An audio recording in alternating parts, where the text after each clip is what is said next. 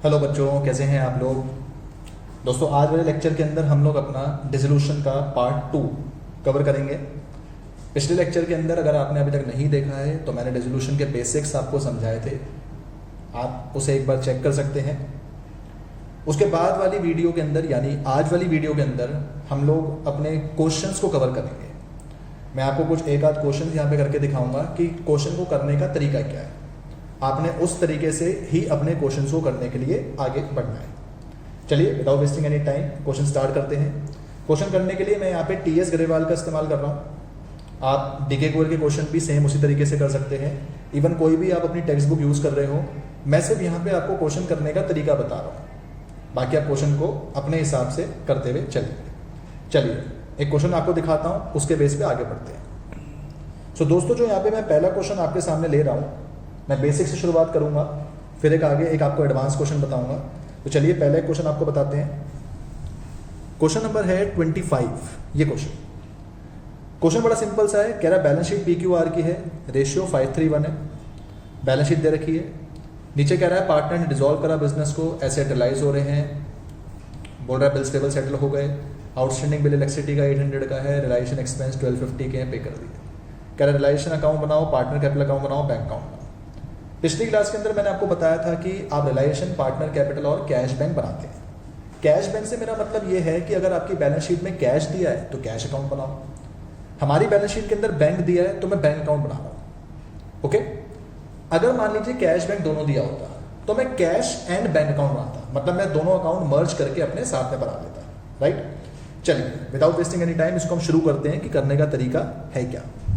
देखिए, मैं क्वेश्चन को जब यहां पे करूंगा तो कुछ इस तरह से करूंगा, क्योंकि मैं जानता हूं कि मुझे 3 चीजें बनानी है। तो सबसे पहले मैं अपना फॉर्मेट जो रेडी रखता हूं, मुझे रिलायेशन अकाउंट बनाना है। सेकंड, मुझे अपने पार्टनर्स कैपिटल अकाउंट बनाने हैं। पहले फॉर्मेट रेडी करते हैं। Realisation account, partner capital account. Partner यहां पे 3 है, PQR। और थर्ड मुझे बनाना है अपना बैंक अकाउंट। सबसे पहला काम आपका यह है कि आप अपने फॉर्मेट्स रेडी रखा करें। फॉर्मेट रेडी रहते हैं तो उससे क्वेश्चन करने में ना टाइम नहीं लगता। आपको पता है कि डबल एंट्री बुक कीपिंग वाला हिसाब है, तो आप अपने फॉर्मेट रेडी रखो, चीजें मिलती जा रही हैं उन्हें डालते जाएं, पर्टिकुलर अमाउंट। अब बस आपने मेरे क्वेश्चन करने के तरीके को देखना है और मैं चाहूंगा कि आप उसी तरीके से अपने क्वेश्चन को करिए। देखिए, सबसे पहला काम, स्टेप नंबर 1 मैंने आपको समझाया था कि बैलेंस शीट के अंदर जितने एसेट्स दे रखे हैं वो उठाओ। कौन सा एसेट छोड़ना है? कैश बैंक नहीं लेना, पार्टनर लोन नहीं लेना। तो एसेट दे रखे हैं स्टॉक से लेके प्लांट मशीनरी, इनको हम यहाँ पे आके डालेंगे। कहाँ पे? रिलाइजेशन में। स्टेप नंबर 1 आपका यही था। आइए डालते हैं। तो मैं रिलाइजेशन में आऊंगा, यहाँ पे लिखूंगा 2 एसेट्स, और एसेट्स में मैं लिखूंगा सबसे पहले मुझे दिया है स्टॉक, डेटर्स। अब ध्यान दीजिए, डेटर पे यहाँ पे आपके पास दिया हुआ है प्रोविजन। तो याद है मैंने आपको बताया था पिछली क्लास में, डेटर आ गए तो प्रोविजन उसका यहां आ जाएगा, provision on doubtful debts.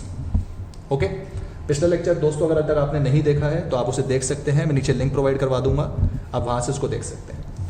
Debtor 42 के हैं, प्रोविजन 2000 का है, वो यहाँ दिखाया। इसके अलावा हमारे पास दिया हुआ है बिल्डिंग एंड प्लांट मशीनरी, तो मैं बिल्डिंग दिखाऊंगा और प्लांट मशीन दिखाऊंगा। बिल्डिंग अपने पास 40, प्लांट मशीनरी भी 40। स्टेप नंबर 1 पूरा हो गया। टोटलिंग करेंगे, वैल्यू डाल देंगे। राइट, तो वैल्यू अपने पास आ जाएगी, दिस इज आवर अपने पास 122 and 19, something around 141,000। Okay, step number 1। Step number 2 था कि अपनी लाइबिलिटीज यहां पे डालनी है। लिख देते हैं बाय आउटसाइड लाइबिलिटीज। पढ़ते हैं आउटसाइड लाइबिलिटी हमारी कौन कौन सी है। बिल्स पेबल आउटसाइड लाइबिलिटी है, loan from bank outside liability है, जनरल रिजर्व डिस्ट्रीब्यूट हो जाएगा, कैपिटल अकाउंट में जाएगा। तो सिर्फ ये 2 आउटसाइड लाइबिलिटी ही डालनी है, 40 और 30। Bills payable, bank loan 40,000, 30,000, total कर दीजिए 70,000। हम अंदर वाले कॉलम में लिख के बाहर क्यों टोटल करते हैं, उसका एक सिंपल रीजन है, कैलकुलेशन बचती है, आपको बार बार कैलकुलेशन करने की जरूरत नहीं पड़ेगी। अभी आप आगे समझ जाएंगे। स्टेप 1 हो गया, स्टेप 2 हो गया, एसेट्स डाल दिए, लायबिलिटी डाल दी। नाउ अब हमें क्वेश्चन को करना है सीधा एडिशनल इंफॉर्मेशन से। तो एडिशनल इन्फॉर्मेशन अपनी उठानी है, उनके हिसाब से करना है। पहला पॉइंट कह रहा है एसेट रिलाइज हुआ है। अगर आपको याद हो, मैंने बताया था एसेट रिलाइज होते हैं तो उसका मतलब है कि आपने उनको बेचना है। बेचने का मतलब क्या है? बाय कैश बैंक से आपने उनकी एंट्री पास करनी है। तो मैं यहाँ पे आपको लिखाऊंगा, लिखेंगे बाय कैश बैंक। हमारे क्वेश्चन में आप खाली बैंक लिख के चलेंगे, ब्रैकेट में लिख दीजिए एसेट रिलाइज्ड, और एसेट रिलाइज करने की एंट्री हम करते हुए चलेंगे। देखिए, सबसे पहले कह रहा है कि स्टॉक रिलाइज हुआ 23,400, debtor 50%, fix asset 10% less than book value. तो लिखते हुए चलेंगे। पहले आएंगे स्टॉक पे। स्टॉक रिलाइज हुआ 23,400,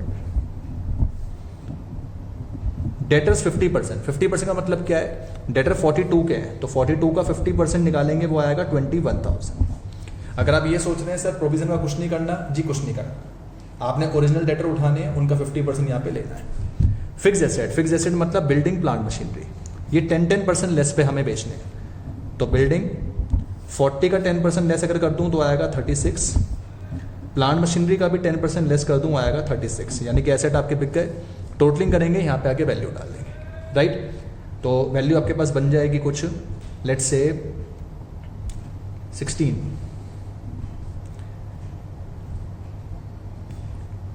116400। ओके, ये हमारे पास हुआ स्टेप नंबर 3। और आगे पढ़ते हैं, क्या बोल रहा है? कहता है बिल्स पेबल सेटल हो गए 32 पे, एक आउटस्टैंडिंग बिल है 800 का, वो भी पे कर दिया, और रिलाइजेशन एक्सपेंसेस भी पे कर दिए।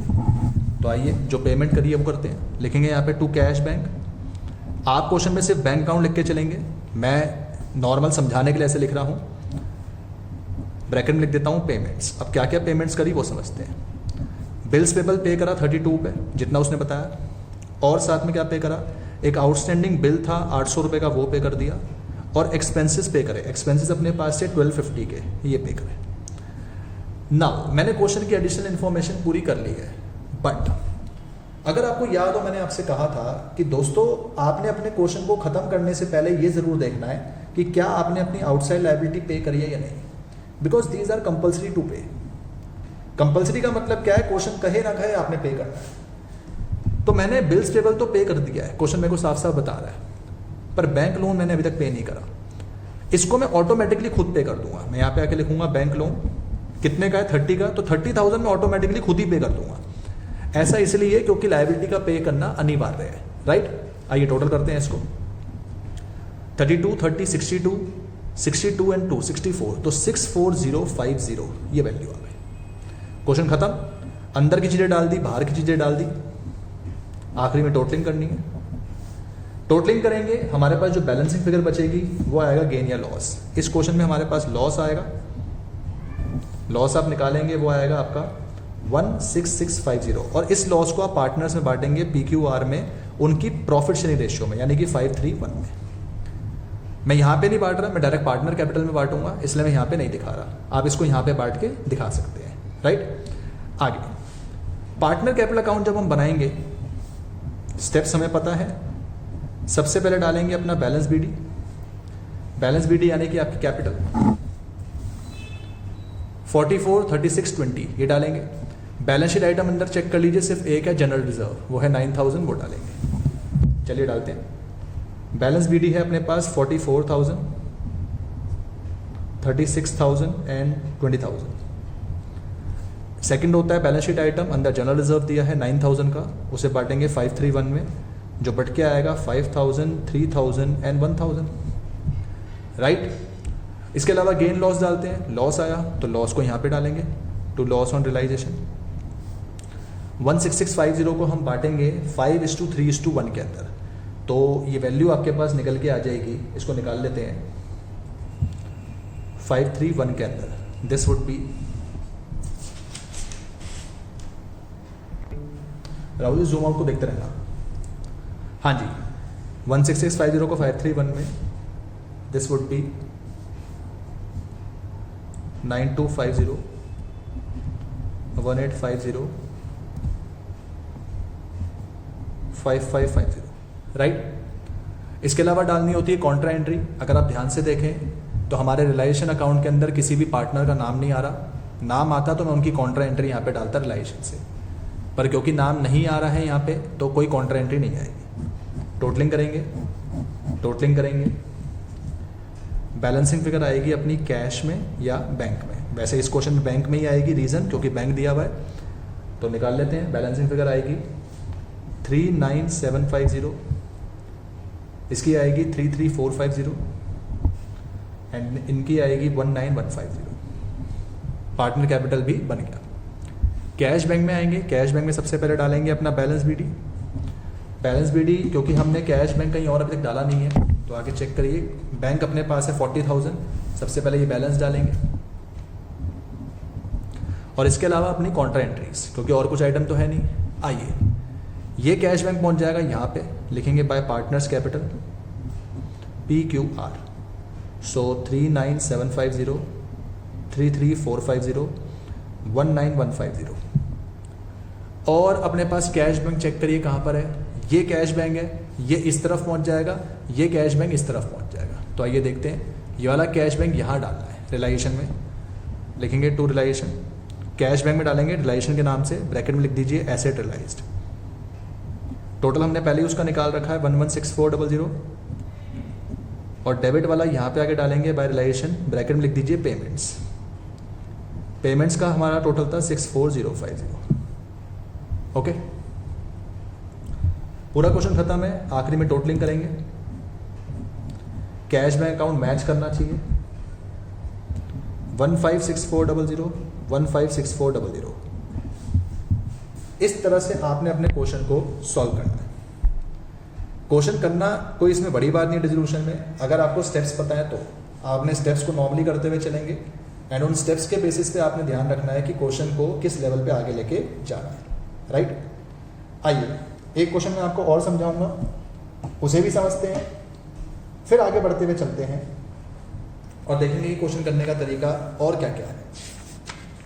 जो क्वेश्चन अब मैं आपको बताने जा रहा हूं उसके अंदर हमें जो कंसेप्ट समझना है वो हमें समझना है पार्टनर का लोन या पार्टनर के रिलेटिव का लोन। क्वेश्चन है ये 24। ए एंड बी पार्टनर्स हैं 3:2 में। 31 मार्च 19 को उनकी बैलेंस शीट है, ध्यान से देखिएगा। पार्टनर ए और बी हैं, अंदर बैलेंस शीट में बी का लोन दिया हुआ है। अगर बी का लोन दिया तो ये तो पार्टनर का लोन है, मतलब इनसाइडर लायबिलिटी। और मिसेज ए का लोन दिया है, मिसेज ए का लोन मतलब कि ए की वाइफ का लोन दिया है, ये आउटसाइडर लायबिलिटी हो गई। ये रियलाइजेशन में जाएगी, ये कैश बैंक में जाएगी। राइट, बाकी नॉर्मल अपने पास है, पिनल अकाउंट दिया हुआ है, डिस्ट्रीब्यूट हो जाएगा। राइट, नीचे कुछ एडजस्टमेंट्स दे रखी हैं, उनको हम समझते हुए चलेंगे। तो आइए इसको भी हम करने की कोशिश करते हैं कैसे करना। Main thing is formats. तो सबसे पहले अपने फॉर्मेट बनाएंगे और उसके बाद अपने क्वेश्चन को स्टार्ट करेंगे। तो फॉर्मेट के लिए सबसे पहले हमें बनाना है realization account. Realization account second, मैं अपना जो पार्टनर कैपिटल अकाउंट है उसको यहां बना देता हूं नीचे। 2 पार्टनर है, राइट, तो 2 पार्टनर के बेसिस पे आ जाना चाहिए। और मैं अपना जो थर्ड कैश बैंक अकाउंट है वो मैं यहां बना देता हूं। अगेन दोस्तों, मेरे क्वेश्चन में आके चेक करिए, कैश एट बैंक दिया है तो मुझे यहां पे बैंक अकाउंट बनाना है, बैंक अकाउंट। पर मैं कैश बैंक अकाउंट लिख रहा हूं, आप खाली बैंक अकाउंट लिख के भी चल सकते हैं। Right, particulars amount, particulars amount, particular amount, particular amount. ये थोड़ा सा क्लासिफाई कर देते हैं।